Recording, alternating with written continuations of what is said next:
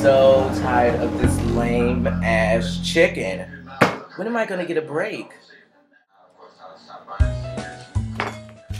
Are you tired? Tired of the same dull, boring, nasty ass, crunchy ass, burnt ass, dry ass chicken? Well, we all are. Would you rather be sinking your teeth into the tender golden bone like this guy?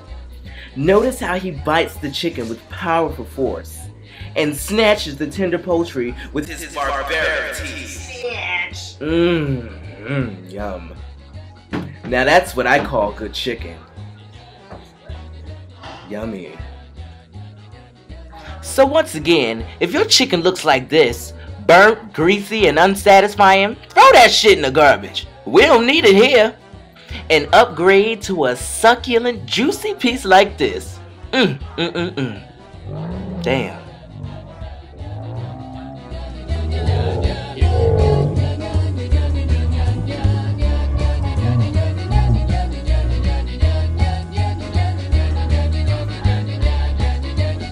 Whoa!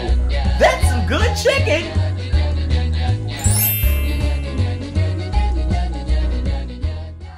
Warning! Warning! Warning!